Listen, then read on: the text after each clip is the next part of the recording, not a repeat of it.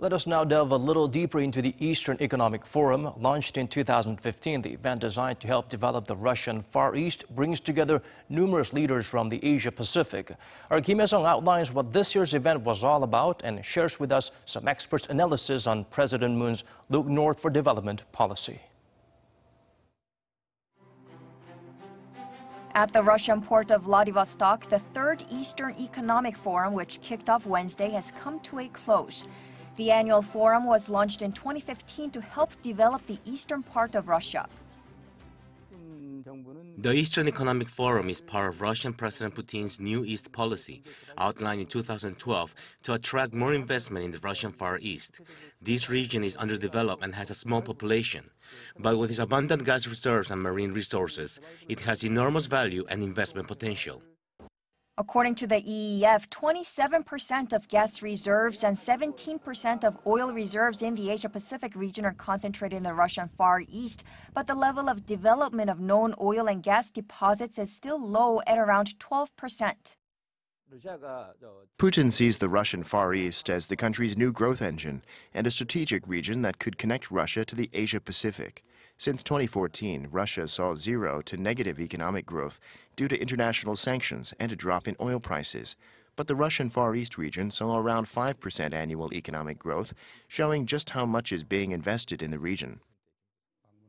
But to further develop its chemical and petrochemical industry, Russia needs technology and infrastructure development, which is why Russia has been inviting leaders from the Asia-Pacific like the South Korean President Moon Jae-in and Japanese Prime Minister Shinzo Abe to its annual forum. At his keynote speech, President Moon outlined 9 key areas of cooperation, including shipbuilding, railways, ports, agriculture, and seafood. Given the North's provocations, railroad projects like Najin-Hasan are unfeasible for now, so carrying out small yet feasible projects is key. South Korea has top-notch shipbuilding skills. It can help Russia build ships, containers, and logistics infrastructure, while we can import natural gas in line with the government's plan to shift away from nuclear energy. Experts say Korea and Russia's economies are complementary, meaning there's room to expand exports and imports.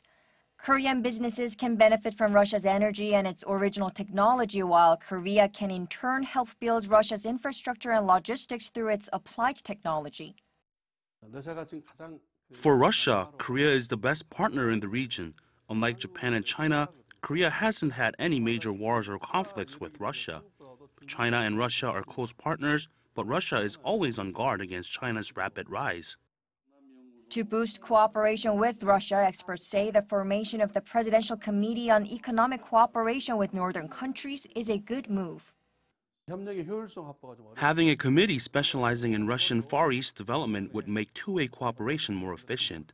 The next step is to build trust by reviewing and carrying our existing cooperation projects and have more Russian experts at the Blue House to enhance mutual understanding. According to the EEF, more than 200 agreements worth $32 billion were signed last year, but many of them haven't yet entered the practical stage. Actual implementation of projects is not easy due to Russia's lack of global financing standards and sanctions that make private investment difficult. Government support in public-private partnerships would be important to help Korean businesses invest in the region and protect their interests. The Asia-Pacific region is emerging as a strategic hub in the 21st century, with China, India, and Russia all pushing for initiatives to integrate the region economically. President Moon's Look North for Development policy is Korea's initiative to connect the Asia-Pacific.